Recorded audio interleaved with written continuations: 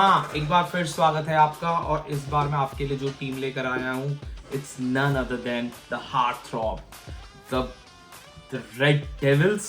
ये तो शायद मैन यूनाइटेड के लिए बोला जाता है, but in real words the Red Devils of India. I think red या मरून डेविल जो भी है, बट लेकिन ई साला कप नाम दूँ, they have done it last year this, I don't know how to say it again, like अगर मुझे उसको बोलना हो तो प्लीज़ आप बताइएगा, but it's none other than RCB, it's Virat Kohli's RCB and it is one of the greatest RCB teams I can say because they have won it, nobody else has won it in RCB and वो आप देखिए कौन नहीं खेला RCB से, AB de Villiers, Chris Gayle, you name it they have played it, Yuvraj Singh, Zaheer Khan, Rahul Dravid, Anil Kumble, all the greats, but आज अगर मैं सीधा जाऊं 2026 में जब इस टीम का नाम लूँ तो क्या मेरे दिमाग में आता है, तो मेरे दिमाग में सिर्फ एक ही चीज़ आती है और वो चीज़ आती है लास्ट ईयर का जो एक सैड एंड हुआ था इनके विजय रथ का, जो चिन्नास्वामी पहुंचे और वहाँ पर जो एक तरीके का इट वाज लाइक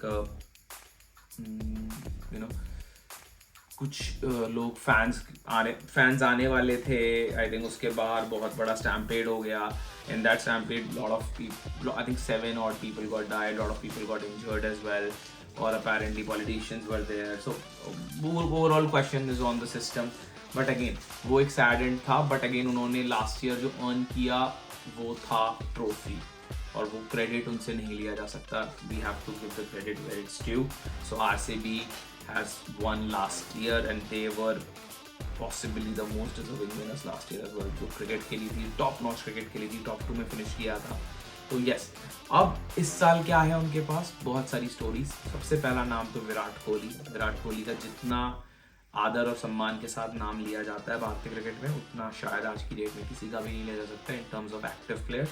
सबसे बड़े नाम हैं, सबसे बड़े खिलाड़ी हैं in terms of brand value, in terms of everything. I think commercial side तो मैं साइड में रख दूँ उनकी, बिकॉज शायद कई सारे प्लेयर्स कमर्शियल साइड में कर पाएँ कम्पीट या नहीं कर पाएँ, वो देखने वाली बात होगी. बट जो उनका गेम को लेके जो उनका गेम को लेके फोकस है, जब वो आते हैं, मैं ना अपने फ्रेंड्स से हमेशा एक बात कहता हूँ, जब उन्होंने क्रिकेट छोड़ा था मुझे बड़ा दुख हुआ था. मुझे लगा था कि क्यों आप टेस्ट क्रिकेट छोड़ रहे, इतने बड़े खिलाड़ी हैं, और शायद मुझे था कि वो टेस्ट क्रिकेट आखिरी तक खेलेंगे, जो हो नहीं पाया. तो उसके बाद वो 1-2 गेम्स में आए, वो आउट हो रहे थे, उन्होंने 100 बनाए जब भी वनडे में भी लास्ट ईयर. तो एवरीबॉडी वाज लाइक यार इतना अच्छा तो खेल रहा है, मतलब क्यों छोड़ा. मैंने कहा मेरा जवाब ये था कि यार खेल पे तो इनके कभी सवाल है ही नहीं. मतलब अगर आप मुझसे बोलेंगे कि विराट कोहली ने रन बना दिए तो वो कोई बड़ी बात है ही नहीं. विराट कोहली रन नहीं बनाएगा तो कौन रन बनाएगा. जिस खिलाड़ी के अक्रॉस फॉर्मेट शायद T20 में IPL के 10,000 रन होने वाले हैं उनके, तो रन बनाना तो उनको नींद में भी आएंगे और रन बना देंगे, उनको रन बनाने में प्रॉब्लम है ही नहीं. और आप उनके IPL के स्टैट्स देख लें, वो भी यही बताते हैं. बट सैड ये है कि उनका बस ये कि वो मोटिवेशन उनको होना चाहिए, और इस साल उनको मोटिवेशन है. गुड न्यूज़ फॉर RCB, और वो आ रहे हैं, आ चुके हैं. तो Virat Kohli positive news, 600-650 run का सीजन तो आप लिख के ले लो, बनाते हैं. 500 से 600 रन उनके कहीं नहीं गए. उसके बाद आते हैं सेकंड बिग न्यूज़ जो इस टीम के अंदर है, वो मुझे लगता है वो it has to be with Mangesh Yadav.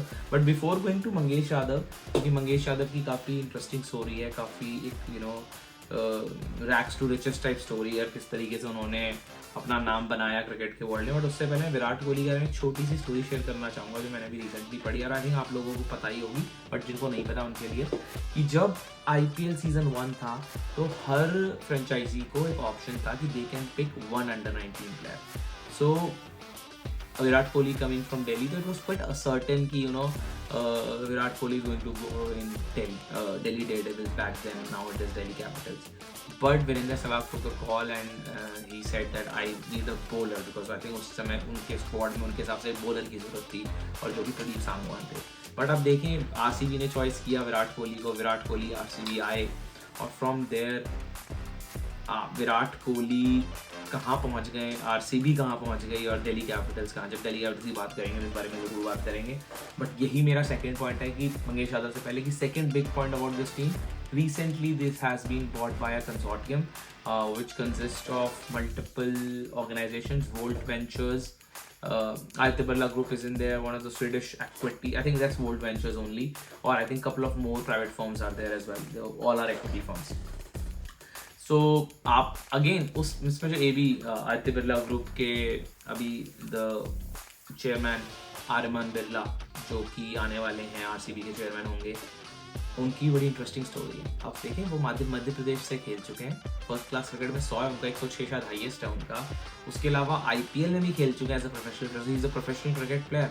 IPL में राजस्थान रॉयल्स के साथ थे। तो आप सो इंटरेस्टिंग होंगे उनके। आप लोगों को एक टास्क देता हूँ, अगर आप लोगों को पता है तो बताइए कितने में बिके थे वो राजस्थान रॉयल्स को, please put your comments there. तो आप देखें खेल का यही है। मैं खेल के बारे में लोग अक्सर मुझसे पूछते हैं कि खेल, और मैं खुद बोलता हूँ, वो लोग क्या पूछेंगे मैं बहुत सी बड़ी चीज़, बट मैं खुद बोलता हूँ कि खेल और बॉलीवुड और इन टर्म्स ऑफ रील एक बहुत बड़ा डिफरेंस ये है कि खेल में आपको करना पड़ता है, आउट करने पड़ते हैं, रन बनाने पड़ते हैं। आप जो मर्जी हो उस, वो कहते हैं ना, उस 22 यार्ड के बाहर आप जो मर्जी हो सकते हैं, बट उस 22 यार्ड में उस दिन आपको रन बनाने पड़ेंगे, विकेटें लेनी पड़ेंगी, कैच करनी पड़ेगी। तो that's the beauty of sport. And वही आज दिखा कि आर्यमान बिरला इतना टाइम IPL में रहे, professional cricketer, obviously could not able to make it to that level which he always wanted to, but obviously professional cricket IPL में select होना ही बड़ी बात है मेरे लिए। मुझे लगता है वही एक बहुत बड़ी achievement है, but he must be expecting a lot from himself। but आज वो देखें सीधा as an RCB chairman आए हैं, so that's fate। और उन्होंने टीम लिया 1.78 बिलियन विच आई थिंक उसको अगर आप ट्रांसलेट करें INR में, so it comes like 16,000 crore or something, 16,700 something crores। so that's great news RCB के लिए। और तीसरी सबसे बड़ी खबर मंगेश यादव की बात करनी बहुत ज़रूरी है। मंगेश यादव के बारे में मैं क्यों बोल रहा हूँ, बिकॉज वो स्टोरी ऐसी है, वो एक मूवी स्टोरी है। वो स्टोरी है उस खिलाड़ी की जो छोटे से गांव में मध्य प्रदेश के पले बड़े, 12-13 साल के थे। उनके मामा ने उनको देखा कि वो अच्छा क्रिकेट खेल रहे हैं, उनको दिल्ली भेजा, बहुत मिनिमल पैसे, उनके पापा ट्रक ड्राइवर हैं, कहाँ से उधार करके पैसा दिया, दिल्ली भेजा। दिल्ली जब पहुँचे तो वो अपना रैन बसेरा करते थे चावल, सरसों का तेल और नमक खा के। तो जो भी इसको वीडियो को देख रहा है और समझता है कि वो बहुत टफ फेज में है, बहुत टफ टाइम चल रहा है, तो आप देखें मंगेश यादव की ये कहानी कि सरसों का तेल, चावल और नमक में क्या मैक्रो वैल्यू रही होगी। अगर मैक्रो न्यूट्रिएंट देखें तो क्या मैक्रो न्यूट्रिएंट्स होंगे। वो खिलाड़ी आज IPL खेल रहा है, और IPL में भी मतलब मैं अगर अभी जस्ट चेक करूं उनका बिड, तो मैं आपको बताता हूं कितने थे, मैं भूल गया हूं।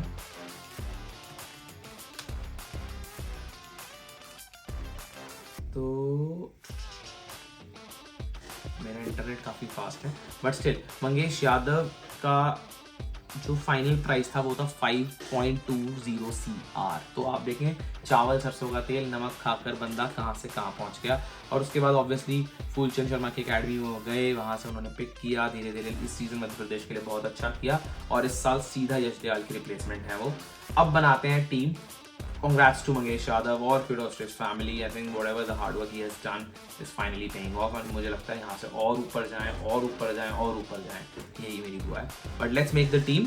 सबसे पहले ओपनर्स, कुछ मेरे को लग रहा है पिछले साल की टीम है, 2 से 2.5 मिनट लगेंगे मुझे वीडियो अब खत्म करने में। यहाँ से काउंट कर लेना, पहला विराट कोहली, दूसरा फिल सॉल्ट, तीसरा देवदत्त पडिक्कल के बारे में जितना कहूँ उतना कम है, बहुत बड़ा खिलाड़ी है। He is one of the guys for future for India as well, और please keep an eye on him. He's gonna make it big। चौथे नंबर पे रजत पाटीदार, 5वें नंबर पे आ जाएंगे आपके टिम डेविड, 6 नंबर पे जितेश शर्मा, ऊपर नीचे कर सकते हो, 7 पे रमेश शेफर्ड, 8 पे कृणाल पांड्या और रमेश शेफर्ड को ऊपर नीचे कर सकते हो। आधा मिनट में कृणाल पांड्या के बारे में लूंगा, मुझे लगता है बहुत ही अंडररेटेड खिलाड़ी है। शायद हार्दिक की शैडो में ये बंदा चला गया है, मुझे ऐसा लगता है।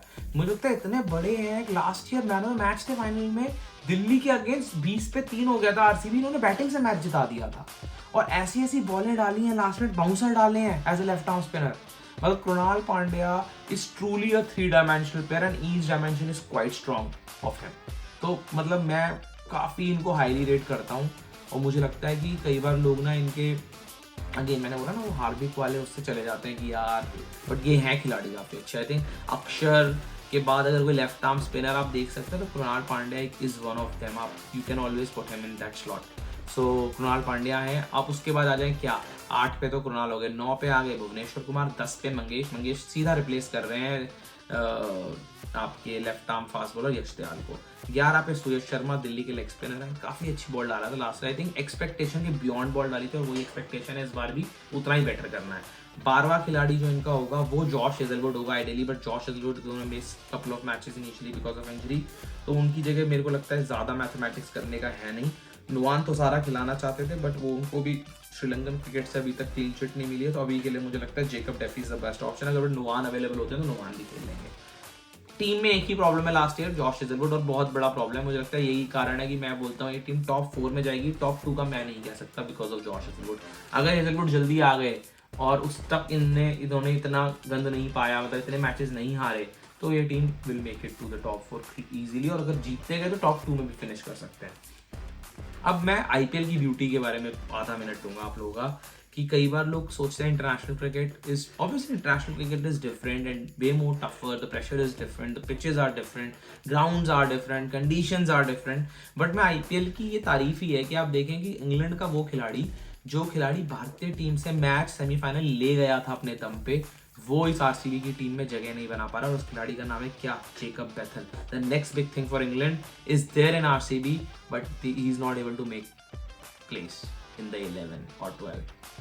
तो आप समझ लें कि क्या कंपटीशन है, किस लेवल की किस लेवल की क्रिकेट की बात हो रही है यहाँ पर।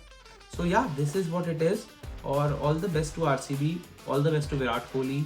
18 नंबर जर्सी ने लास्ट ईयर 18 साल में सपना पूरा किया है, तो इस बार 19 साल है। I hope they repeat the same, let's see, and there are team for top 4। Thank you, bye.